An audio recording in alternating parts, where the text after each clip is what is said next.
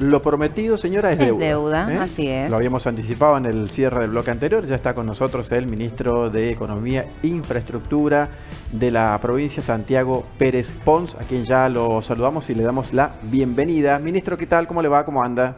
¿Cómo andan? Muy buenas noches. Gracias por invitarme. No, por favor. ¿Lo siguen llamando el superministro? No, la mayoría me llama Santiago. Ah, bueno, está bien. ¿Por qué le habían puesto el superministro? No, bueno, son cosas más de los medios que de la gente. Ah, bueno, está bien. Está bien. Bueno, ¿es más complejo, ministro, negociar sueldos en épocas electorales? No, yo creo que el proceso que llevamos adelante desde el año 2021, siempre trato de dar un ejemplo que es muy consistente porque principalmente es el 50% del empleo de la provincia, que son nuestros docentes, ¿no? Yo asumí en enero, fines de enero del año 2021, un proceso después, ¿no?, de una consolidación de una caída del salario de los docentes entre el año 2016 y el año 2019, 2020 con una pandemia que claramente afectó a todos, y 2021 empezaba un poco el proceso de recuperación y salida de la pandemia. Tuvimos claramente un proceso de conciliación y de trabajo con el sector docente, que aún así tuvimos unos días de interrupción de clases en el comienzo de marzo, pero pudimos llegar a un acuerdo y un entendimiento, y los docentes superaron a la inflación por casi 40 puntos en el año 2021. Año 2022, después de ese reconocimiento y ese trabajo y sobre todo el cumplimiento de la palabra, mi compromiso con ese sector siempre fue, bueno, sin importar lo que fuera la inflación, los docentes tienen que ganar un escalón, ¿no? Y tener aumentos por encima de lo que fuera el índice de inflación, sin importar cuál fuera, ¿no? Porque estamos en un contexto de la Argentina que nosotros de la provincia no lo manejamos. Y bueno, 2022 comenzamos sin ningún problema las clases, cumplimos con los 180 días de clases. 2023 el compromiso con el sector docente fue que sin importar nuevamente lo que fuera la inflación, ellos van a tener 10 puntos por encima, como venimos con 2 años de cumplimiento y del valor de la palabra cumpliendo con este sector y con todos. Comenzamos las clases el 1 de marzo y bueno, y el año 2023 sigue con el trabajo con todos los gremios, ¿no? Con nuestros docentes, con nuestros médicos, con nuestros enfermeros, con la policía, con el servicio penitenciario, con nuestros administrativos, con todos, con un muy buen ritmo, principalmente porque venimos cumpliendo y casi todos los meses tomamos decisiones de aumentos generales, acompañando, ¿no?, el proceso inflacionario para que nuestros sueldos de nuestros trabajadores públicos pueda sostenerse y mejorar día a día. Está bien. Usted sabe, ministro, que por allí, y perdone que personalice, ya en épocas nuestras, digamos yo, década del 80, ya había paros docentes. Así que imagínese, yo tuve que cambiarme de escuela en 7º grado y era una escuela semi-privada para no poder tener paros. ¿Cómo se logra esto? Yo estoy convencido, y se lo he dicho a los 19 gremios, como se lo he dicho a los docentes, cuando recorro cada una de las escuelas. Estoy convencido en su reclamo de que para uno tener una mejor calidad educativa, porque uno siempre o muchas veces intentó separar el sueldo de los docentes de la calidad educativa. Y estoy convencido de que la mejora de los sueldos de nuestros docentes es una condición necesaria para que haya una mejor calidad educativa. Y nosotros podemos consolidar con ellos un proceso de cumplimiento y de creencia y de trabajo en conjunto de lo que dijimos, hicimos en el año 2021, en el año 2022 y en el año 2023. Aún en contextos difíciles para la Argentina, siempre transmitimos lo mismo. Nosotros no tenemos ninguna herramienta para poder controlar la inflación, para que en vez de ser 7 sea 5, 4, 3, ¿no? Pero sí tenemos la responsabilidad de cuidar el salario de nuestros trabajadores y nuestras trabajadoras y de nuestros jubilados también. Y creo que el cumplimiento del valor de la palabra y el trabajo que hacemos en conjunto con los gremios y con los trabajadores principalmente, no solamente en la cuestión de salario, sino en la conectividad, en la inclusión digital docente. Nosotros hace 2 meses sacamos un programa para la docencia que se llama Inclusión Digital, que ya venía para los jóvenes profesionales, para los estudiantes de las universidades, y lo incluimos para los docentes, y ya entregamos más de 1000 computadoras a docentes de la provincia. Y ese proceso y ese trabajo en conjunto de que sus demandas son escuchadas por el Estado, son escuchadas por el Poder Ejecutivo y podemos llevarla adelante siempre y cuando, ¿no?, podamos, dentro de los recursos que dispone la provincia, el docente entiende y nosotros avanzamos siempre un escalón. Ministro, en algún momento se planteó ciertas diferencias o desfasajes importantes en los sueldos de empleados públicos en relación por allí con otros organismos del Estado u otros poderes también del Estado. ¿Eso se fue equiparando? ¿Hay más equilibrio en ese sentido? Mira, nosotros, yo estoy de ministro hace 2 años y medio, ¿no? y no he tenido nunca un problema con ningún gremio, con ningún sector, porque obviamente cada mundo, el sector de la salud es un mundo aparte del sector educativo, del poder legislativo, del poder judicial, y no hemos tenido, en nuestra gestión no hemos tenido paros que no han sido, ¿no? A veces hay algunos anuncios, pero siempre con diálogo y resolución, siempre hemos llegado a puntos de acuerdo, y obviamente fuimos equiparando esas diferencias internas muchas veces, dando un valor principal a la docencia, porque eran quienes estaban más retrasados en el salario, y en este proceso, bueno, nosotros acompañando y escuchando a todos los sectores. Obviamente que la política salarial de la provincia no es fácil, pero nosotros pudimos consolidar un proceso de credibilidad y sobre todo de creencia, ¿no? Y de estabilidad en los sueldos. Nosotros todos los sectores, sin importar el poder ejecutivo, poder legislativo, poder judicial, el sector docente, el sector de la salud, sabe que antes del comienzo de cada mes tiene su sueldo. Y que seguramente tiene aumento, como tenemos ahora en el mes de mayo, que han tenido aumento de sus bonificaciones, de que saben que el aumento general del año va a ser por encima de la inflación. Esos son compromisos, cumplimientos, y entiendo que por eso también el sector del empleado público y los gremios nos acompañan en este proceso de gestión también. Qué importante, ¿no?, lo que menciona, porque vivimos en tiempos donde realmente la palabra carece de valor. Entonces, para la gente es muy importante que las promesas se cumplan. Totalmente. No solamente el valor de la palabra, sino generar, ¿no?, estabilidad y entendimiento de cuál es el sendero, ¿no? Porque en la Argentina siempre hay mucha incertidumbre. Y nosotros desde el Poder Ejecutivo de la provincia tenemos que generar la mayor cantidad de medidas que permita certidumbre, sobre todo en contextos difíciles. Nosotros, como dije, la política salarial del sector público es un eje principal para mejorar gran parte de los salarios de nuestros trabajadores y trabajadoras y jubilados. Lanzamos políticas también en momentos muy difíciles, como ahora en el mes de mayo y en el mes de junio, que van a continuar Ahorra Chaco, que es el programa de descuento que tenemos para poder no solamente incluir a nuestros trabajadores públicos, sino a trabajadores del sector privado, trabajadores municipales, a trabajadores independientes, monotributistas, autónomos, ¿va a seguir en junio, trabajadores ministro, informales. el beneficio? Sí, por supuesto. Nosotros hicimos un compromiso de que en momentos de alta inflación, sobre todo con alimentos y medicamentos, los días martes hay descuentos en farmacias, los días miércoles descuentos en supermercados, ahora sumamos los días jueves de descuento para nuestros jubilados del INSEP, y estamos reintegrando en cada bolsillo de cada trabajador todos los meses entre 20.000 y 27.000 pesos, ¿no? Y ese es un proceso también de acompañamiento en este momento difícil a todos los trabajadores, a quienes nosotros les pagamos el sueldo y les generamos los aumentos, que es el sector público, como aquellos que no lo son, trabajadores privados, como dije, monotributistas, y quienes trabajan también de manera informal, pero tienen una tarjeta del Banco del Chaco. Y después lanzamos una medida adicional para aquellos que tienen algún endeudamiento con el Banco del Chaco, que van a poder tener 6 meses de gracia, como tuvieron 6 meses anteriores, del pago de capitales e intereses, sin ningún aumento de la tasa de interés de los préstamos que tuvieron, sobre todo en este momento difícil, de poder obviamente generar algún alivio al bolsillo de los trabajadores. ¿Y cuál es la fórmula secreta para crear ese plan que termina siendo eficaz, teniendo en cuenta eso, sobre todo que vivimos en una época inestable económicamente hablando? Bueno, nosotros lo que hicimos, y la verdad con mucho orgullo lo podemos transmitir, la provincia tiene 70 años, ¿no? Y es la primera vez que vamos a consolidar 3 años consecutivos de equilibrio fiscal, ¿no? Y a veces uno dice así, dice, bueno, ¿qué es el equilibrio fiscal o para qué funciona de alguna manera, no? Y permite que los ingresos de la provincia se equiparen a sus gastos o sus ingresos sean mayores a los gastos. Y de alguna manera me permite tener las cuentas ordenadas, ¿no? Muchas veces la oposición de la provincia reclama al Estado Nacional, con buen tino muchas veces, de que, bueno, la Argentina tiene un déficit crónico, ¿no? Gastamos más de lo que tenemos. Bueno, en la provincia es la primera vez que 3 años consecutivos nosotros tenemos superávit fiscal. Y eso permite generar política económica activa. Como dije, que los trabajadores sepan que sin importar cuál mes fuera, van a cobrar antes del inicio de cada mes. Que tengan los aumentos garantizados.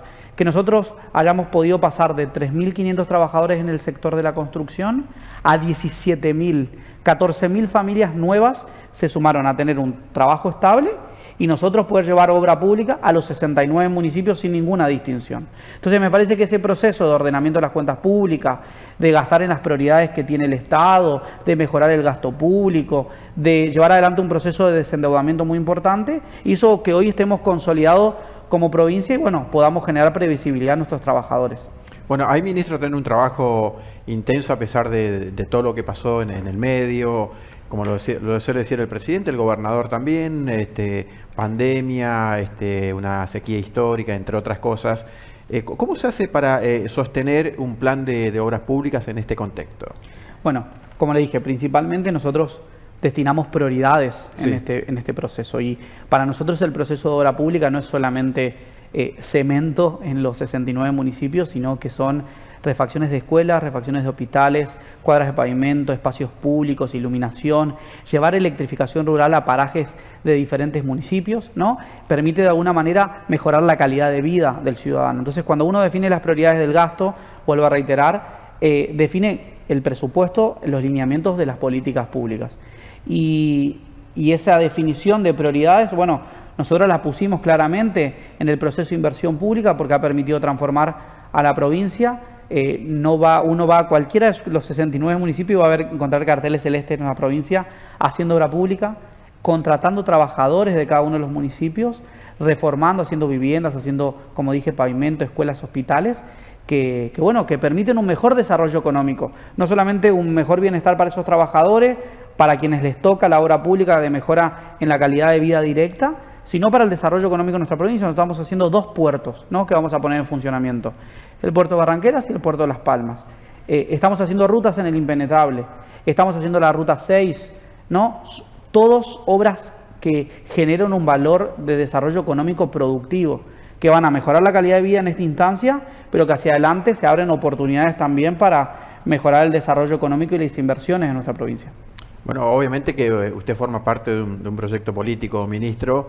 ¿Le costó decidir el tema de pasar de un trabajo ejecutivo a un trabajo legislativo, o en este caso como precandidato? Bueno, todavía sigo de ministro, entonces, no, lo que me parece importante es poder transmitir, que me lo preguntan siempre, bueno, ¿cómo vamos Sí. a hacer campaña, no?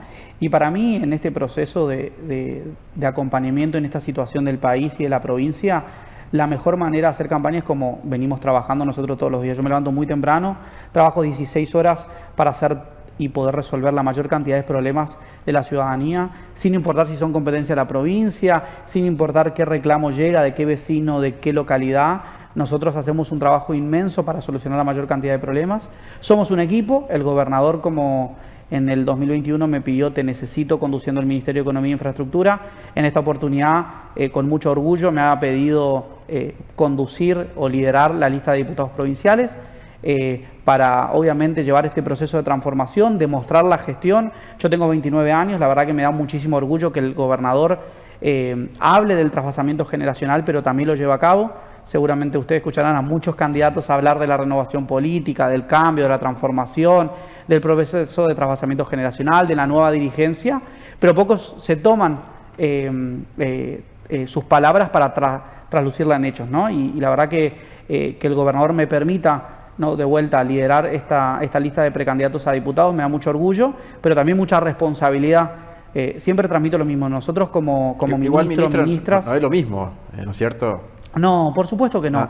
Nosotros y la otra. Ahora tenemos la obligación, si el pueblo del Chaco nos elige, de un montón de cosas que nosotros llevamos adelante, convertirlas en políticas de Estado, ¿no? Yo creo, nosotros llevamos adelante muchas políticas para la juventud, ¿no? Hay un programa muy importante que se llama Construir Futuro, que permite dar un apoyo económico a las juventudes en el inicio de cada cuatrimestre para quienes estudian en la universidad, para poder comprar sus libros, sus materiales de estudio. Bueno, esas son políticas de Estado que yo quiero y que seguramente gran parte de la sociedad quiere, que sin importar quién gobierne, queden para siempre en nuestra provincia. Lo mismo la política de más empleo. Nosotros creamos un programa que permite ayudar a los comercios, a las pymes y a las industrias, de quienes generen un impuesto de trabajo nuevo en blanco en el sector privado o formalicen un empleo, tener un acompañamiento por 2 años de los trabajadores y trabajadoras, y nosotros del Estado pagamos una parte del salario de ese trabajador, ¿no? Son políticas muy importantes que permiten desarrollo,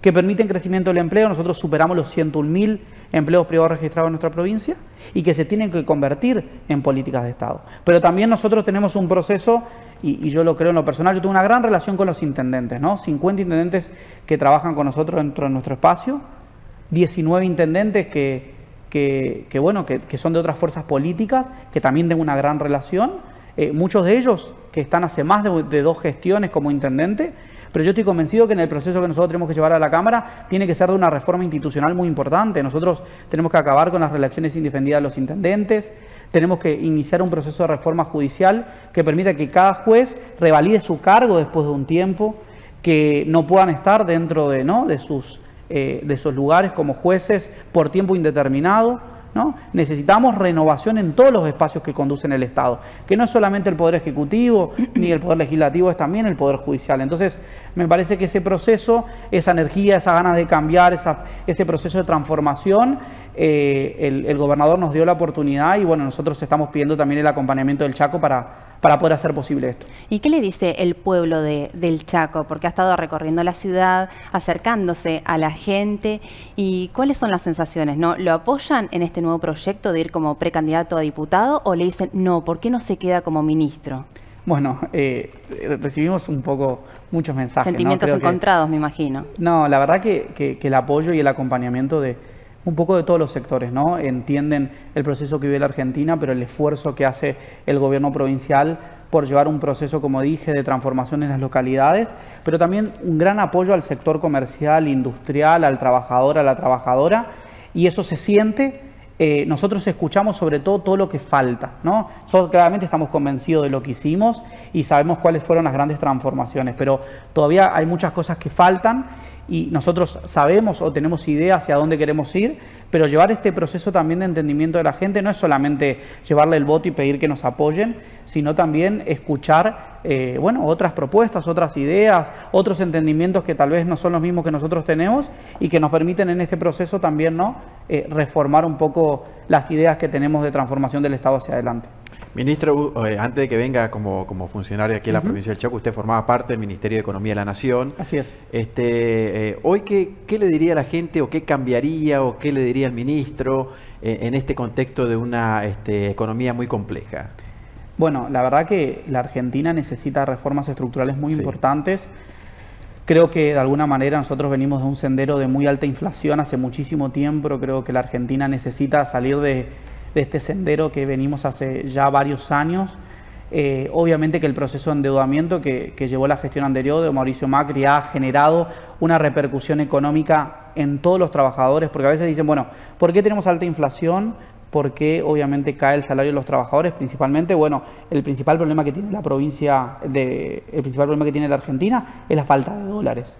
Y nosotros, a falta de dólares, nos fuimos a endeudar con el Fondo Monetario y con organismos internacionales y privados por más de 100.000 millones de dólares, ¿no? Entonces, el bien escaso que está en la Argentina, nosotros tenemos que devolver y tuvimos además una sequía muy importante este año. Entonces, claramente que el proceso de la Argentina es difícil, pero creo que las decisiones que se tienen que tomar en igualdad de oportunidades. Nosotros desde el norte luchamos para que las decisiones que se toman desde el centro de la Argentina nos tengan en cuenta, haya una mejor redistribución de los ingresos, haya mejor llegada de la obra pública hacia estos pueblos. Nosotros ya hemos sufrido muchísimo en los últimos años y nuestra defensa, sobre todo en este tiempo del norte, ha mostrado una voluntad muy importante de que quienes toman las decisiones la tomen en sentido federal.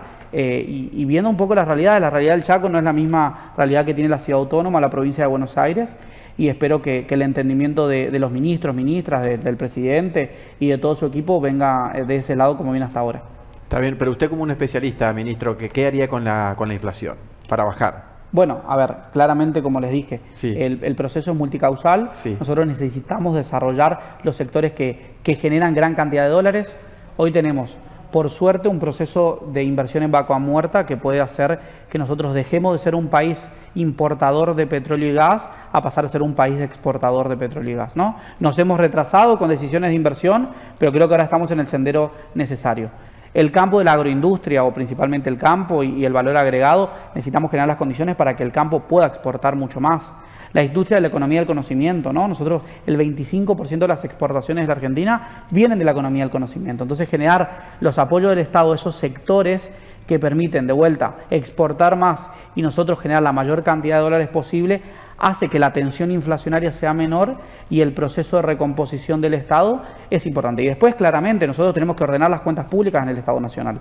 Y como lo hicimos en la provincia, con mucho trabajo, con mucho esfuerzo, poniendo prioridades, creo que es el sendero un poco para salir de este contexto macroeconómico de mucha inestabilidad. Seguro. ¿Cómo es trabajar con el gobernador? Digo, ¿son bastante parecidos o no? Es un placer. La verdad que el gobernador tiene una energía muy importante, un conocimiento de la provincia, de cada paraje. La verdad que a veces me sorprende porque cuando, bueno, conversamos de nuestras agendas, que a veces nos encontramos tal vez muy tarde o muy temprano, se acuerda de cada persona, de cada paraje, qué funciona, qué no funciona, qué centro de salud está ahí. Y bueno, primero de mucho conocimiento y aprendizaje, y después la verdad un ritmo que los dos llevamos hacia adelante muy importante y que bueno, amamos lo que hacemos. Como yo dije, yo tengo 29 años, me dedico 100% de mi vida a trabajar en el Estado, a ser servidor público, hoy como ministro, y la verdad que yo amo mi trabajo. Nunca me quejo de las horas que trabajo, del proceso de transformación, de la queja a la ciudadanía, de la resolución de problemas, y me parece que eso de alguna manera nos junta con el gobernador en el mismo sendero. Bueno, me parece, hablando de renovación, lo que dijo recién al comienzo el ministro, me parece, o no, uno nunca sabe, pero bueno, quiero que nos sea sincero, ministro. ¿Le gustaría ser gobernador? Sí, por supuesto. Yo creo que cualquier militante que se suma a la política quiere ser intendente, gobernador, presidente, siempre pensando en un proyecto colectivo. Sí. Hoy, como dije, me toca la oportunidad de ser ministro, porque el proyecto que llevamos con el gobernador así lo dispone. Hoy me toca encabezar la lista de diputados provinciales y bueno, en el proceso del tiempo este proyecto colectivo que lidera el gobernador irá determinando, ¿no?, también dónde somos, dónde servimos más y dónde el momento nos deja mejor parado también para seguir transformando la provincia. Está bien, está bien. ¿Le gustaría volver al Ministerio de Economía de Nación o no? No, estoy muy bien en mi provincia. Muy bien. Bueno, está bien, muy bien. Está bien. Son etapas, ¿no?, que ya finalizaron. Sí, bueno, yo me fui a estudiar Economía a Buenos Aires. Sí. Obviamente que uno desde muy chico quisiera trabajar en el Estado, y uno, si quiere ser economista, quiere ser ministro de Economía de la Nación, y ese proceso y ese enamoramiento suceden. El proceso de mi trabajo en el Ministerio como subsecretario de Hacienda obviamente me generó muchísimo conocimiento, relación con las provincias, trabajo con la provincia del Chaco, trabajo con el gobernador el año 2020 y el año 2021, y después claramente yo siempre tuve mi idea de volver a mi provincia y aportar un poco mi proceso de formación y aportar mi granito de arena a poder transformar las realidades de Saspeña, que es mi ciudad, de Resistencia, que es hoy donde vivo, donde está mi familia también, y bueno, obviamente mi provincia. Yo lo quiero llevar un poquito más atrás, ¿no? Al principio, dejando al ministro de lado. Santiago, cuando era chico, ¿qué quería hacer? Y bueno, obviamente, yo siempre tuve muy definido el proceso, que tal vez un poco aburrido. Yo siempre era muy estudioso, y bueno, mi proceso de trabajo, ¿no?, de querer ser economista y después ser ministro de Economía, la verdad que se me pudieron dar las oportunidades. Creo profundamente en el esfuerzo y en el mérito como dos herramientas de poder convencer y llegar, ¿no?, a cumplir los sueños de uno, pero siempre y cuando estemos todos en igualdad de oportunidades, ¿no? El otro día lo decía en la universidad, sin la presencia del Estado no empezamos todos del mismo lugar la carrera, ¿no? Y me parece que parte de fortalecer el Estado tiene que ver con eso. Uno puede cumplir sus sueños, necesita esfuerzo, formación, trabajo para poder hacerlo, pero necesita que otros que están más retrasados, que están más atrás, que nacieron en otra realidad, que tienen otras necesidades, podamos igualar para que en el proceso de carrera todos podamos intentar cumplir nuestro sueño de la misma manera. Yo fui un privilegiado, ¿no? Yo pude ir a la escuela, me pude formar, me pude ir a estudiar a Buenos Aires, pude recibirme, pude empezar a trabajar en el sector público, pude tener un trabajo formal que fue mi primer empleo, y creo que no todos los jóvenes y ciudadanos de la Argentina tienen la misma oportunidad, y yo trabajo principalmente para que eso ocurra también, ¿no?, para que todos puedan tener la misma oportunidad que tuve yo. Excelente, pero aparte, ministro, por allí cuando algunos reniegan en nuestro país, que los jóvenes supuestamente se van en forma masiva, qué sé yo, acá tenemos escuela pública, acá tenemos universidades públicas, acá tenemos hospitales públicos. Usted seguramente tiene un mayor conocimiento, ministro, pero ¿en qué país del mundo uno puede estudiar en las mejores universidades en forma gratuita? A ver, nosotros somos reconocidos en el mundo por la educación, ¿no? Sí. Más allá de los vaivenes que dicen, no, la educación de la Argentina cambió, se modificó, no es lo mismo que era antes, pero el proceso de igualación que genera la educación pública en nuestro país es inmenso. Nosotros cuando creamos en el 2008 la Universidad Nacional del Chaco Austral, fue un cambio muy importante. Yo soy saspeñense, ¿no? Y cuando nosotros éramos 35 compañeros en el colegio. Y la mitad nosotros nos íbamos a estudiar en algún lugar, pero la otra mitad no se podía ir a estudiar afuera, ni a Resistencia, ni a Corrientes, ni a ninguna otra provincia, ¿no? Y eran personas que no necesariamente eran acompañados por una universidad pública en Sáenz Peña. Bueno, desde la creación de la universidad, mis compañeros, los compañeros de mis sobrinos, hermanos, han podido estudiar en Sáenz Peña, no solamente gente de Sáenz Peña, sino del interior, del norte, que hizo, no de vuelta, como digo, igualar oportunidades para que quien soñaba con ser médico, que soñaba con ser economista, que soñaba con ser ingeniero, el Estado permitió llevar la educación a un lugar donde antes no se accedía porque era muy difícil venirse a vivir a Resistencia para poder estudiar. Y me parece que eso es un poco la demostración de lo que es capaz el Estado en términos de transformación y de lo que vale.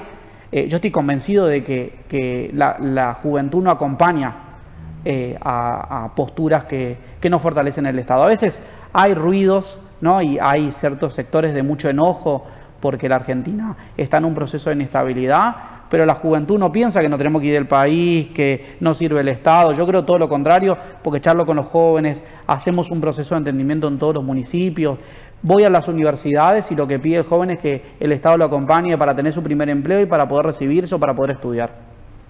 Muy bien, excelente. Bueno, ministro, le agradecemos mucho esta visita, como siempre. Bueno, sabemos que está particularmente con muchas actividades en gestión, fundamentalmente porque también lo que forma parte de la campaña es la gestión, esencialmente hoy por hoy, más que escuchar a la gente al político, el político tiene que escuchar a la gente, que es lo fundamental. Así que bueno, le agradecemos estos minutos. No, al contrario, muchas gracias por invitarme y dejarme decir algo. Sí, nosotros tenemos la oportunidad de seguir transformando nuestra provincia.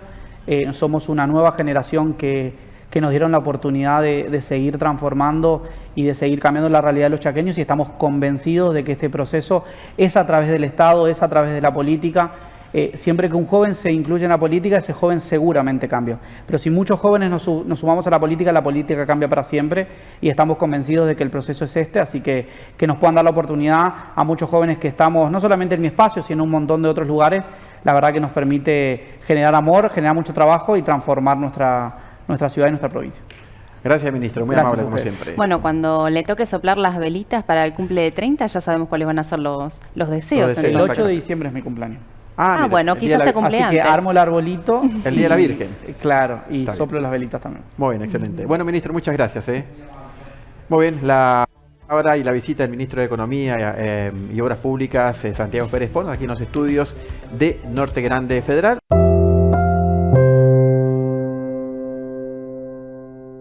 Somos el primer canal de noticias desde el interior del país. Transmite desde el histórico Chalet Rapaccioli, Resistencia, Chaco, Norte Grande Federal. Somos periodismo con historia.